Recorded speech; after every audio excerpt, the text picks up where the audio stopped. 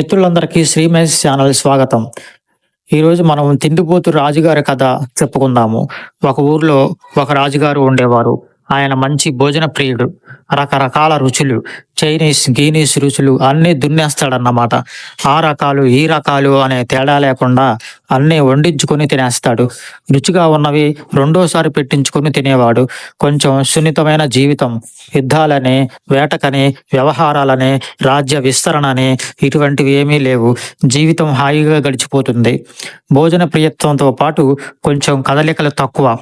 ఇప్పుడు వచ్చే వారం వేటకు వెళ్ళాలంటే ఇప్పటి నుండి వ్యాయామాలు, ఎక్సర్సైజ్ వంటివి మొదలు పెట్టాలి. వాళ్ళు ఒళ్ళు కదలాలి కదా. వేట లేదు. అక్కడ నుండి యుద్ధాలు, పక్క వాళ్ళు ఎవరన్నా చొరబాటుదారులు ఎప్పుడు వచ్చి మన మీద పడతారో అప్పుడు సైనికుల్ని, సైన్యాధికారుల్ని అప్రమత్తం చేయటం, తాను కూడా కత్తి తిప్పటం, బాణాలు వేయటం మొదలైన పనులు సాధన చేయటం అటువంటివి ఏమీ లేవు. తిండి మాత్రం బాగా తినేవాడు. అయితే ఏమైంది? అప్పుడప్పుడు ఏమిటి, నేను బాగా బరువు పెరుగుతున్నానని అనిపించేది. కొన్నాళ్ళకి నేను బాగా బరువు పెరుగుతున్నానని తెలుసుకున్నాడు. ఆయన వయస్సు 45-50 సంవత్సరాలు ఉంటాయి. పిల్లలు కలిగారు. సంతానం బాగుంది. నానాటికి వస్త్రాలు కొత్తవి కుట్టించాల్సి వచ్చేది. పాతవి కాస్త బిగుతుగా ఉండేవి. బరువు వల్ల నడక సులువుగా లేదు. ఒక పక్కకి తిరిగి పడుకుంటే ఇంకొక పక్కకు తిరిగేసరికి అబ్బా అనిపిస్తుంది. ఇట్లా బరువు పెరుగుతుంటే ఆస్థాన వైద్యులని పిలిపించాడు. నేను బరువు పెరిగాను, నన్ను బరువు తగ్గించండి అన్నాడు. వాళ్ళు ముఖముఖాలు చూసుకున్నారు.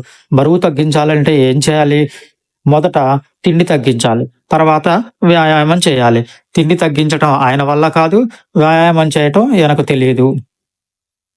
వ్యాయామానికి సమయం కేటాయించడం అతని జీవితంలో లేనే లేదు. అవన్నీ ఎవరు చేస్తారు? ఏదైనా మందు ఉంటే ఇవ్వండి అనేవాడు. మందేసి బరువు తగ్గించడం ఎవరి వల్ల కాలేదు. నానాటికి బరువు పెరుగుతూనే ఉన్నాడు. 50 సంవత్సరాలు వచ్చేసరికి బాగా బొజ్జ వచ్చేసింది. ఒక నెలకి తేడా వచ్చేస్తుంది.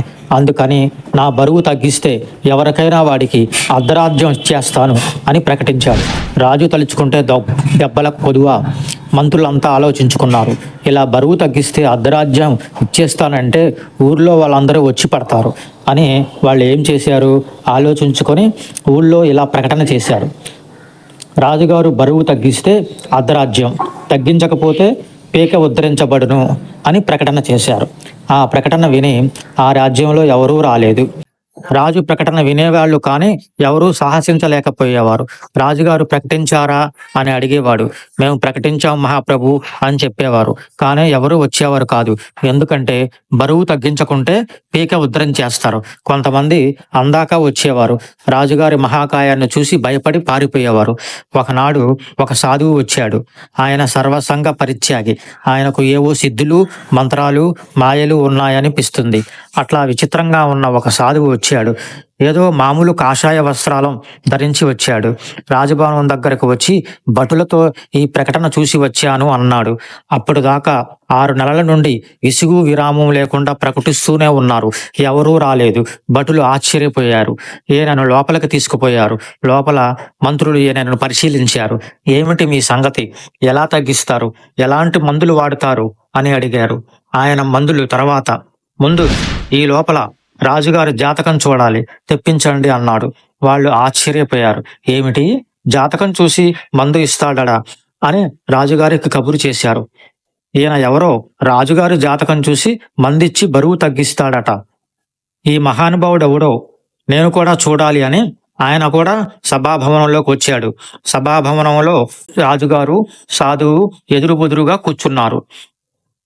మంత్రులందరూ పర్యవేక్షిస్తున్నారు. రాజుగారి జాతకం తెప్పించారు. ఆయన జాతకం అంతా చదివాడు. అక్కడ నిర్లక్ష్యంగా పడేశాడు. దీనికి మందు ఎందుకండి అనవసరంగా అన్నాడు. అనేసరికి అందరూ ఆశ్చర్యపోయారు. రాజుగారు ఆశ్చర్యపోయారు. అదేంటి అంత మాట అన్నారు అని రాజుగారు అడిగారు. 1 నెల రోజులే ఈయన ఆయుష్.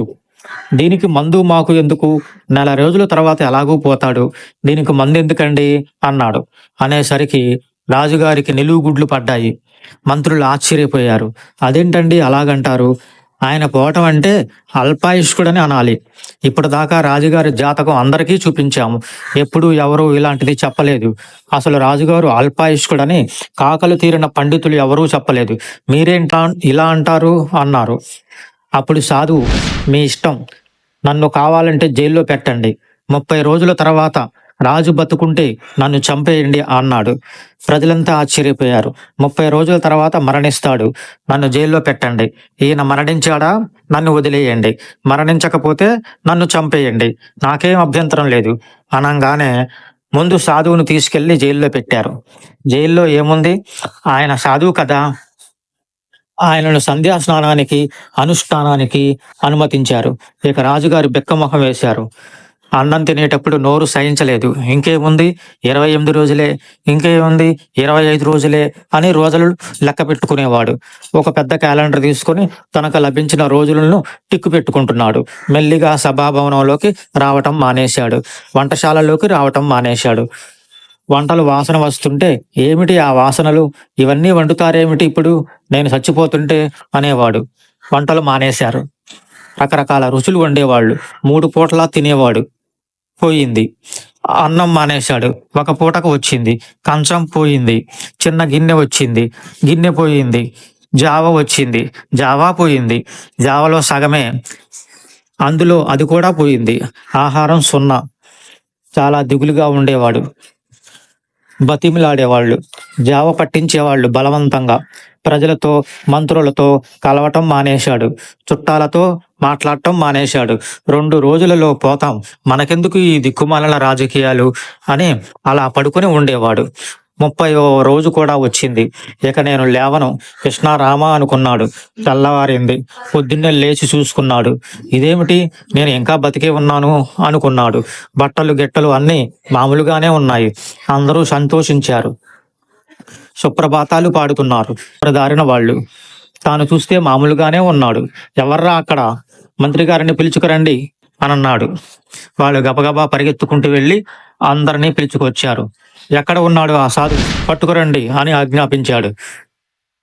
చచ్చిపోతానన్నాడు. ఎక్కడ చచ్చిపోయాను? నేను శుభ్రంగా ఉన్నాను. ఆయన వచ్చేలేపు ఈయన గబగబా నడుచుకుంటూ వెళ్ళి స్నానం చేసి వచ్చాడు. ఇంతకు ముందు స్నానం సంధ్యలు లేవు. ఎవరో టిఫిన్ చేసి వెళ్ళండి అంటే, ఇప్పుడు అలాంటి ఏమీ వద్దు, ముందు ఆ సాధువును చూడాలి అని పరిగెత్తుకుంటూ సభా ప్రాంతానికి వెళ్ళాడు. దేవతార్చన చేసి ఏవో 4 పూలు పడేసి వచ్చాడు. ఈలోపు సాధువు ఆయన పూజ చేసుకుంటున్నాడు. ఆయన అనుష్ఠానం అయ్యాక భటులు ఆయన పెడరెక్కలు విడిచిపట్టుకొని సభాభవనంలోకి తీసుకువచ్చారు. రాజుగారు కోపంగా ఉన్నారు. ఏమయ్యా, నీకు బుద్ధుందా? నీవు మనిషివేనా? నేను 30 రోజుల్లో చచ్చిపోతానన్నావు. నేను శుభ్రంగా ఉన్నాను. ఎక్కడ చచ్చిపోయాను? ఈవేళ 31వ రోజు. నేను చావలేదు. ఎందుకు నన్ను హింస పెట్టావు నువ్వు?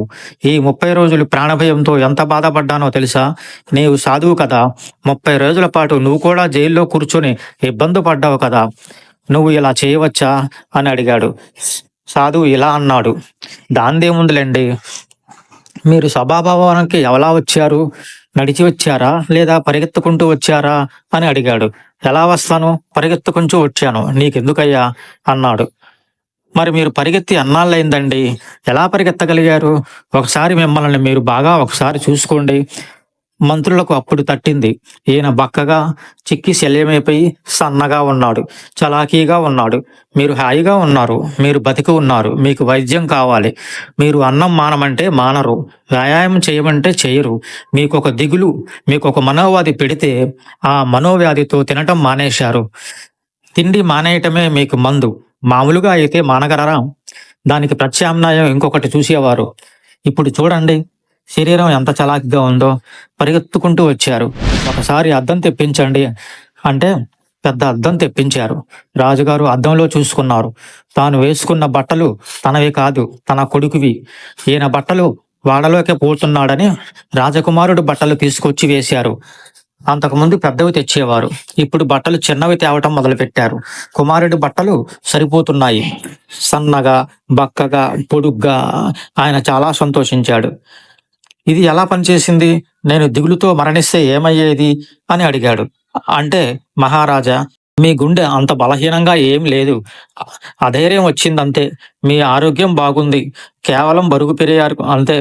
అది చూసే చెప్పాను. వ్యాయామం చేయండి. ఆహారం అన్ని రుచులు తినవచ్చు. మోతాదుగా తినండి అని చెప్పాడు. అప్పుడు రాజు సంతోషించి ఈ సాధువుకు అర్ధరాజ్యం ఇచ్చేయండి అన్నాడు. సాధువు, నాకెందుకండి అర్ధరాజ్యం, నేనేం చేసుకుంటాను, సర్వసంగ పరిత్యాగిని. ఈ దేశంలో ఎంతమంది తిండి లేకుండా ఉన్నారో వాళ్ళందరికీ తిండి దొరికే ఏర్పాట్లు చేయండి. ఏ ఏ ఊర్లలో చెరువులు బావులు నీళ్లు లేవో తెలుసుకొని అవి నా పేరు మీద ఏర్పాటు చేయండి. ప్రజలకు ఉపయోగపడే పని చేసి వారు ఆరోగ్యంగా ఉండేలా చూసి మీరు కూడా ఆరోగ్యంగా ఉండండి. నాకెందుకండి అర్ధరాజ్యం అని సాధువు వెళ్ళిపోయాడు. కథ కంచికి మనం ఇంటికి. ఈ కథ మీకు నచ్చినట్లయితే లైక్, షేర్, నచ్చినట్లయితే కామెంట్ చేయండి. షేర్, మరియు కామెంట్ సబ్స్క్రైబ్ చేయండి మరియు చేసుకోండి. ధన్యవాదములు.